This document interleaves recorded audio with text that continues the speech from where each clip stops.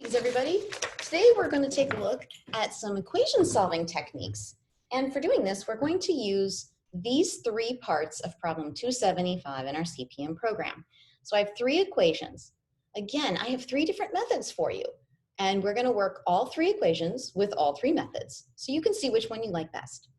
If there's a method that you already know from simplifying that you really don't like, feel free to skip the video forward to get to the one you do like. So here we go. We're going to start with tiles. Now, tiles can be used to solve equations just like they can be used for simplifying. But what we're going to do is bring out one of our new toys, which is a background image. I'm going to share my screen so that you can see what these tiles look like. So here we go. We have got what we call an equation mat. An equation is really nothing more than a balance, a scale. It's a left and a right that have been set equal to each other. So this gives us a left side and a right side and an equal. So if I want to solve the equation 3x minus 7 equals 2, I just do what it says. I drag 3x, and I drag minus 7, and then on the right, I have plus 2. Now, just like in our simplifying days, our idea here is we would like to have things grouped with their like friends. So I don't want x tiles grouped with tiny tiles. I would like all the tiny tiles to be together. The thing is, I can't just take this group of 7 here and just move them over. This is a wall, and this wall in math creates a problem. You can't just cross over the wall. You have to do something if you're going to cross. So think about it like a gymnast. If these -7 are going to flip over the wall, then they also are going to flip over their sign. So if you change sides, you change signs. That's one of the rules of math. Anything that switches from the left to the right or the right to the left side of an equal sign is going to have to change its positive or negative. So we've done that. We have all our x's, we have all our little baby tiles. So now what we do is we space out our x tiles, kind of treat them like people in a class. And now I want to hand out candy. So these little tiles are like candy. So I give one to you, and one to you, and one to you. And I'm just going to keep handing it out. So there's another one for each of you. Okay, and one more for each of you. I just keep handing out the candy until I run out. Well, it turns out everybody got the same amount. A single x got 3 tiles. So x equals 3. And that's the answer to equation A. X equals 3. Well, that was fun. Let's do equation B. So equation B starts with 1 plus 2x minus x, and then it equals x minus 5, so let's get the minus, and then plus x again. All right, so here, once again, I've got x's and little baby tiles scattered among the two sides. I want them all together. So I'm going to bring this baby tile and I'm going to flip it over the wall so it flips over to negative. And I'm going to grab these two x's and I'm going to flip them over the wall, and then they flip to negative. All right, well, now that those have flipped to negative, I notice that I have the possibility for 0 pairs. So I'm going to go ahead and get rid of those 0 pairs. I'm left with a negative x, and then I'm left with all of these baby tiles. So negative x gets all the candy. But here's the thing. We don't want to know what negative x equals. We want to know what positive x equals. And that gives us another rule. If I just want to flip this negative x to positive x, I can do it. As long as I flip everything else on the left and everything on the right. It's kind of like a global flip. If I want all the tiles to change, I can do that. I just change them all in the whole picture. And there's my answer. X equals 6. All right, we're gonna do our third example. So I have 3, and then plus 2x. And then comes this weird thing. There's minus in a parentheses.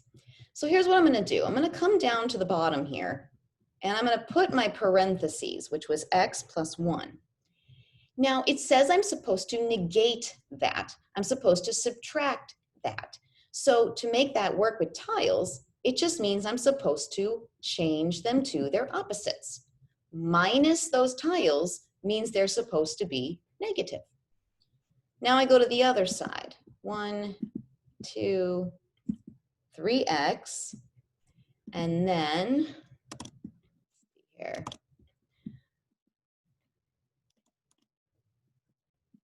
I'm supposed to have minus 6. And there we go. So now I have my equation. Time to get everybody where they need to be. Now this time, I think since I see the 0 pair, I'm just gonna go ahead and get rid of it now. Same thing here. If I get rid of it now, that's less I have to deal with. So now I notice something kind of interesting. There are more x's on the right than there are on the left. So I think I'm gonna bring this x over here and flip it. That means I gotta take all these baby tiles, bring them over here, and flip them. Well, now, look at there. I have a 0 pair. Put out my x's and start passing out the tiles. 1 for you, 1 for you, 1 for you, 1 for you, 1 for you, 1 for you. Now let's just say, okay, we have our answer here. We know for this one that x is 4. But let's just pretend there had been 1 tile left over. Well, this has to be divided equally. These little candies have to be equally shared among each x. So if there's 1 left over and 2 x's that would need to get it, then like a candy bar, we'd cut this in half. So each one would have gotten 4.5. That's how we can deal with fractions. So this is the tiles approach to solving equations. Again, it's very, very visual and hands-on for those that are more puzzle-minded. Let's go back to my paper and look at a different way. All right, here we are. We're going to look at this flip it idea. Again, this is like tiles only for paper. I have a phrase for you here, a nous a loose. What a nous a loose means is all numbers on one side, all letters on other side. So our goal is that when we're done playing with this, I want all my letters on one side and all my non-letters on the other. Well, in this equation, x is only on the left. So I'm going to leave x on that left side. But what I want to do is take this minus 7, and I'm just going to flip that minus 7 to the other side. Well, we know that anytime you change sides, you change signs. So if it's minus 7 on the left, it becomes plus 7 on the right. Well, now 2 plus 7 is 9. And I'm left wondering, well, 3 times what is 9? What would I have to multiply by 3 to get 9? That would be 3. So x is 3. Now here, I've got x's everywhere. Most people typically want all their x's to go to the left. So I am going to flip all of my x's over here to the left side. So I still have the 1, I still have the 2x, I still have the minus x, but now I flip this over, that's another minus, flip that over as another minus, and there's still a minus 5 left on that side. Now I'm going to flip that 1 to the other side to join its non-variable friends. So 1 on this side becomes minus 1 on that side. Well, now let's count it up. 2 minus 1 is 1, minus 1 is 0, minus 1 is negative 1x, and negative 5 minus 1 is negative 6. So now, what do I multiply by negative 1 to get negative 6? Well, it'll be 6. So x equals 6. Let's take a look at the last one now. With this kind of thing going on, this is a very strange one, and we do need to get rid of parentheses before we can proceed. So again, it says subtract both of those. So subtract x and subtract positive 1. Cool.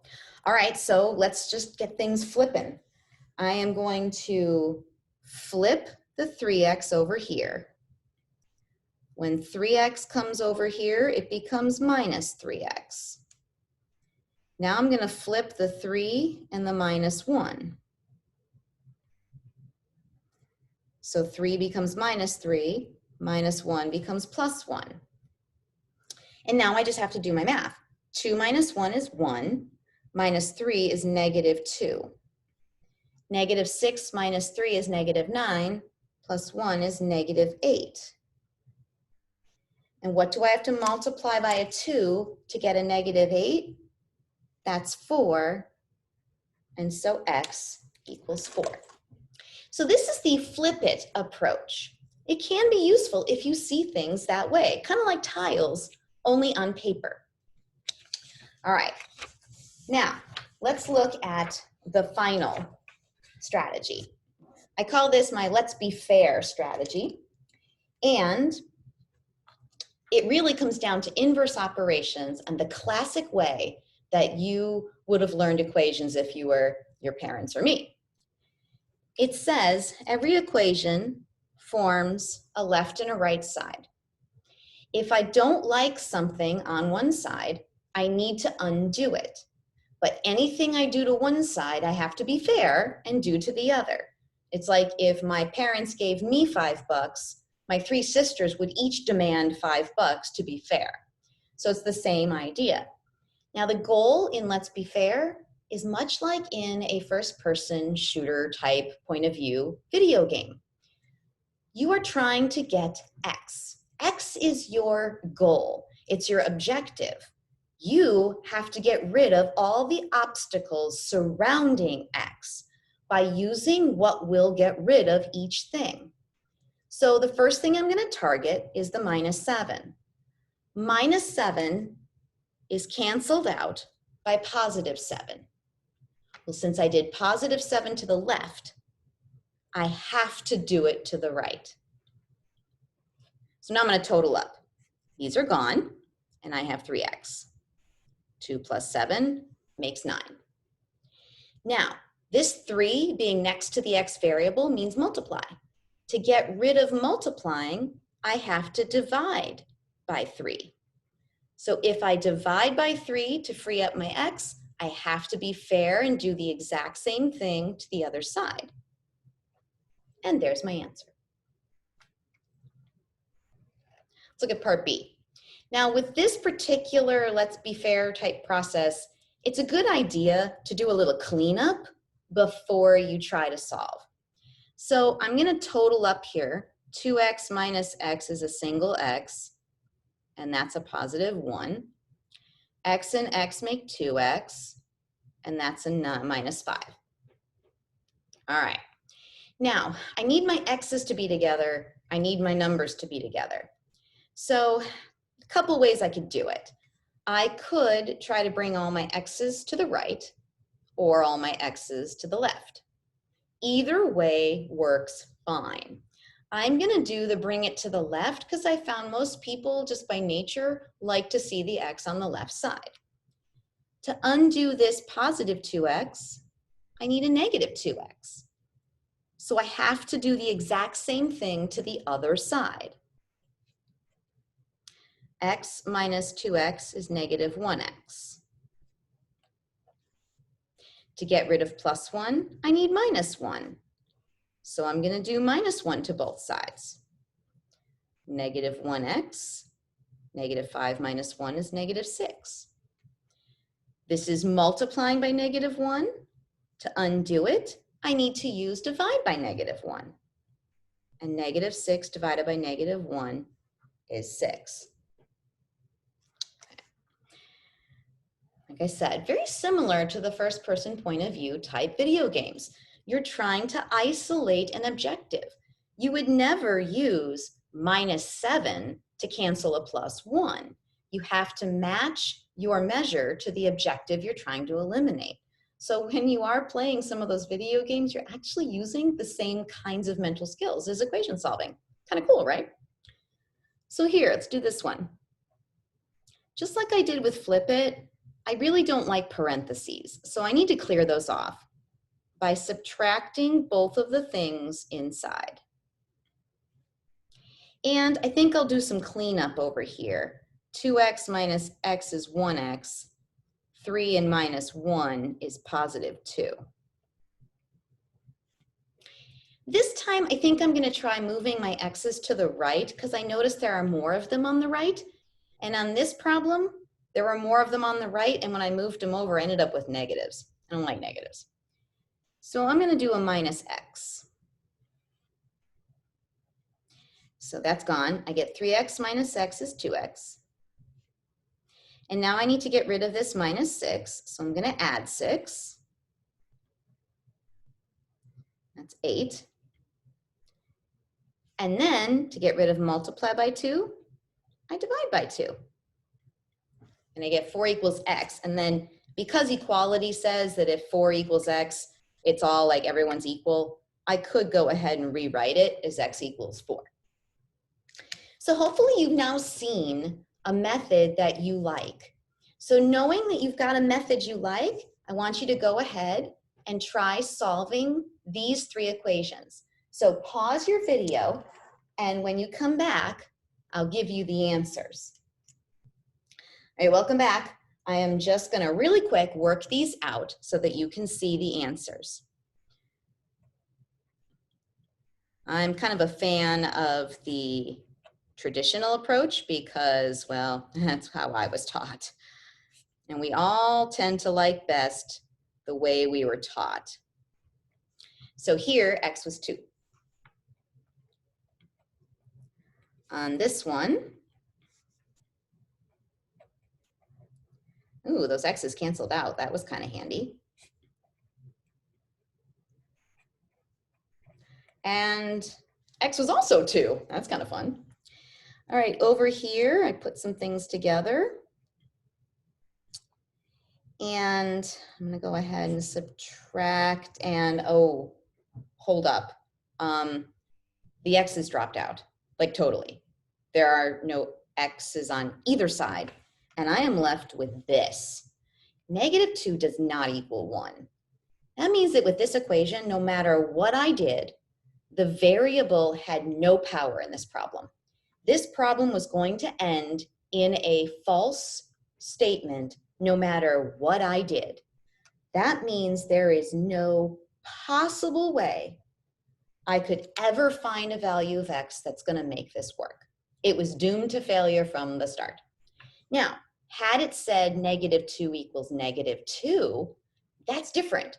That's saying that no matter what x is, it always works. That would be infinite solutions.